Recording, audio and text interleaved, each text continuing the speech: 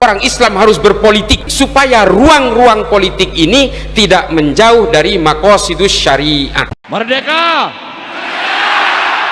Tempat ini menjadi saksi bagaimana pidato Bung Karno selalu menggetarkan. Dedication of life disampaikan di sini, mengajarkan kita agar bisa mengabdi pada bangsa dan negara. Pak Jokowi mewujudkan itu. Infrastruktur yang hebat, IKN yang tidak hanya memindahkan tempat dan ibu kota, tapi membuka mindset, merubah mindset untuk menjadi negara maju, termasuk hilirisasi industri yang akhirnya kita diperhitungkan oleh dunia. Hari ini kita meneguhkan hati, bekerja keras dengan api semangat yang tak pernah padam, menangkan PDI Perjuangan dan calon presiden PDI Perjuangan Ganjar Pranowo. Siap!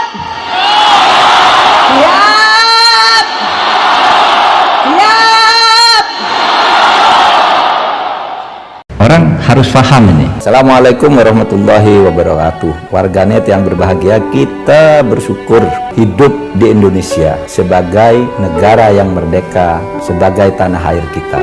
Mari cintai tanah air kita ini agar kita bisa melaksanakan perintah Allah dengan sebaik-baiknya. Siapa calon presiden yang akan memenangkan pemilu presiden 2024? Saya istiqomah, saya justru sekarang lagi memikirkan dengan keras bagaimana kalau dipilih itu, karena tugasnya sangat berat. Nama Ridwan Kamil dan Sandiaga Uno kembali muncul sebagai dua nama teratas calon wakil presiden berdasarkan survei elektabilitas Sandi dan RK justru terus melorot sejak Januari lalu. Harapan Caimin untuk menjadi kandidat terkuat pendamping Prabowo kini semakin kuat dibayang-bayangi kemunculan putra presiden Gibran Rakabuming Raka.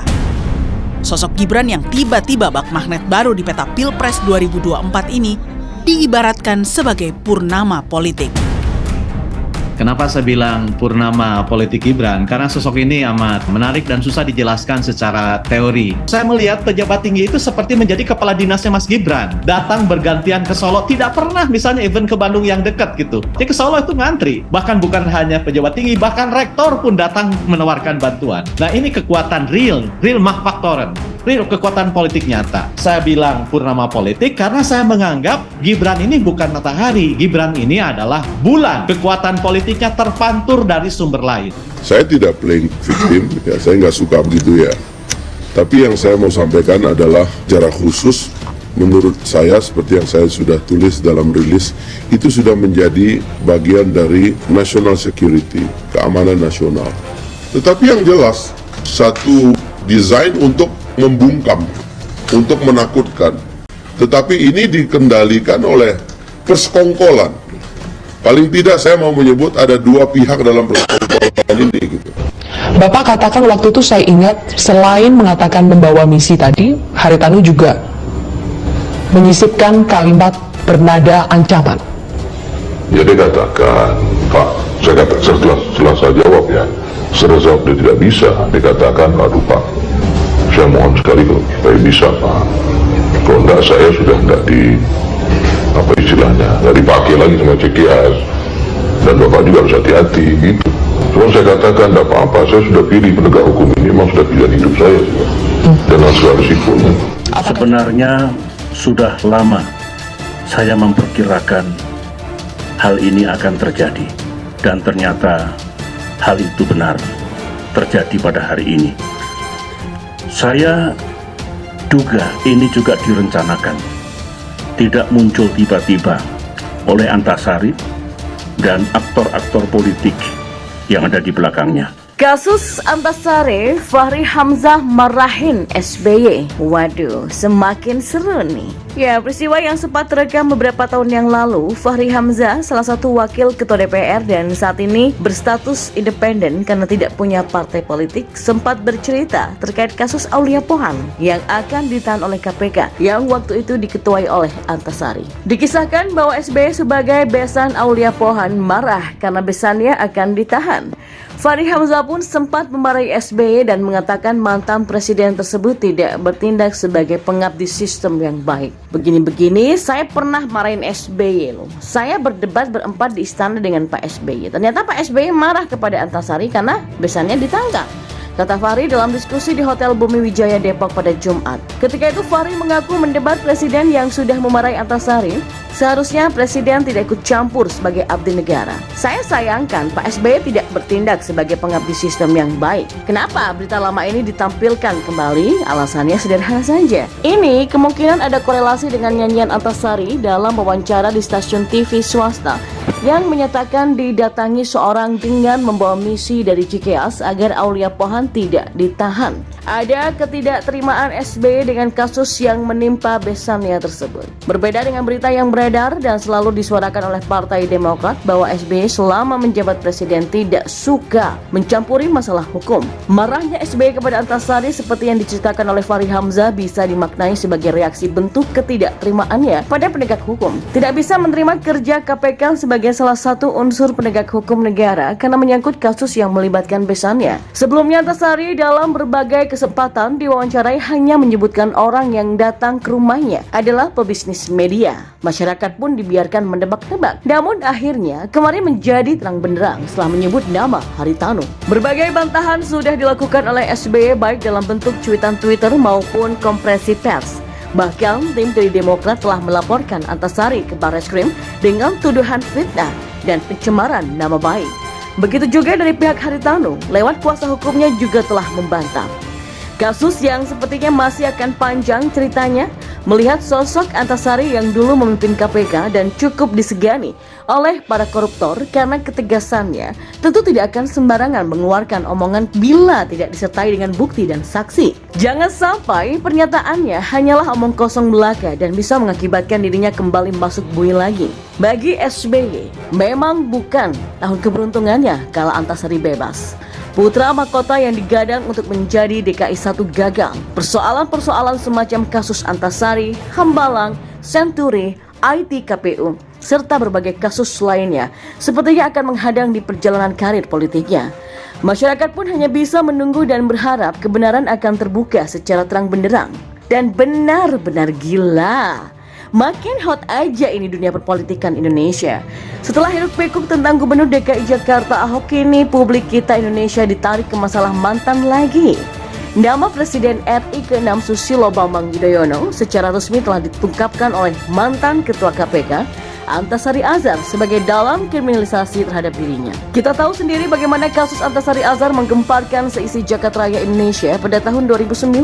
Ia didakwa oleh JPU sebagai otak dari pembunuhan terhadap Nasruddin Zulkarnain yang ia lakukan lewat SMS. Namun SMS ini sampai sekarang masih belum dapat dibuktikan oleh jaksa. Dihukum 18 tahun penjara, Antasari akhirnya bebas murni setelah menjalani hampir 8 tahun penjara dan mendapatkan gerasi dari Presiden Joko Widodo. Ketika kasus tersebut bergulir, kita semua yakin bahwa beliau dikriminalisasi karena KPK ketika itu baru saja menahan besan SBY Aulia Pohan karena kasus suap tender pencetakan uang. Semua orang dari berbagai kalangan, dari politisi sampai pelajar SMA, berspekulasi bahwa Antasari dikriminalisasi karena berani menyentuh besannya penguasa ketika itu. Meskipun telah menempuh upaya hukum hingga kasasi kepada MA, Antasari tetap saja gagal dan mendekam di dalam jeruji besi. Namun kini rezim telah berubah. Penguasa telah berganti dan Antasari telah bebas murni sejak beberapa tahun yang lalu dan pernah mengatakan bahwa dirinya siap membongkar kasus yang direkayasa yang menjerat dirinya itu.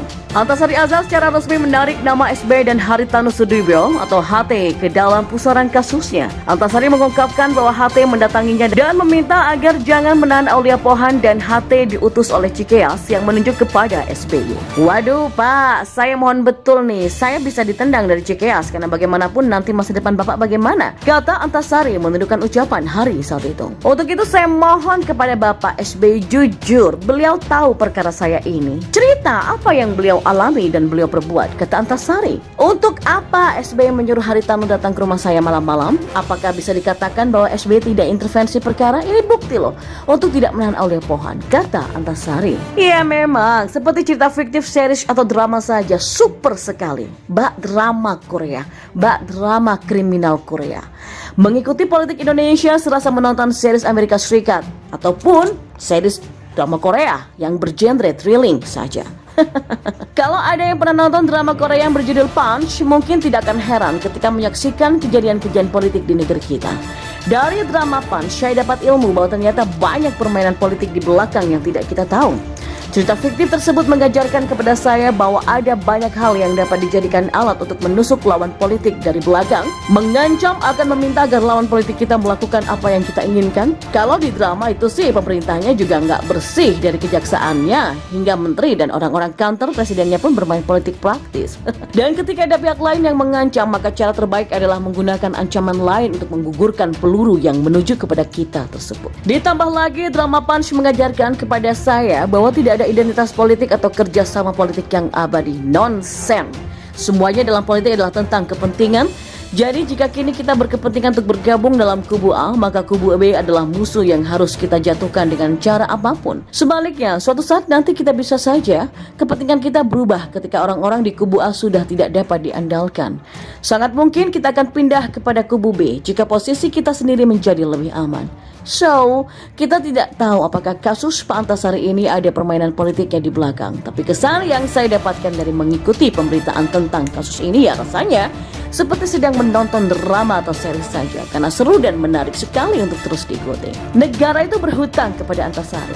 Saya yakin Pak Antasari yang merupakan mantan jaksa itu tahu betul konsekuensi hukum dari apa yang beliau katakan kepada media. Jadi saya yakin bahwa beliau punya bukti yang kuat dan bukan hanya tuduhan-tuduhan berbau politik saja untuk menjatuhkan SBY. Jadi, mari kita berikan dukungan moral kepada Pak Antasari. Bongkar, Pak! Meskipun SBY adalah negara warga biasa saat ini, beliau itu adalah mantan presiden 10 tahun loh. Dan pastinya masih punya banyak pihak yang mendukungnya.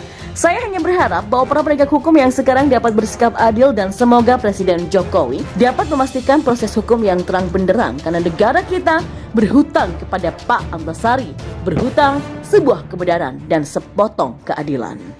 Dengan tingkat kepuasan yang akan sampai 82,2%, banyak yang meyakini, analis politik satu suara mengatakan bahwa Jokowi adalah Kingmaker 2024. Siapa calon presiden yang akan memenangkan pemilu presiden 2024? Seperti Mbak Puan tadi sampaikan, itu juga Bapak Ibu yang mesti kita pertahankan, kita lanjutkan. Namun itu tidak bisa terlaksana kalau kita tidak menang hat-trick besok pagi. Pesan Bu Mega kepada kita semuanya, agar kita bisa bersatu, kita berdiri seteguh karang yang tetap tegar dalam gempuran-gempuran ombak sekeras apapun. Pemilihan Gubernur Jawa Tengah, PDI Perjuangan dan Ganjar Pranowo memenangkan itu. Dan itu di bawah pimpinan Mbak Puan.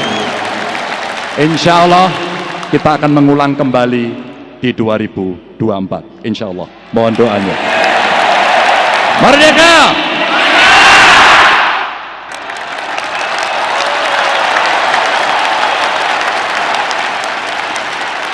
Semoga Allah senantiasa menuntun kita di jalan yang diridhoinya. Aku qouli hadza, astaghfirullah li wa lakum. Wassalamualaikum warahmatullahi wabarakatuh.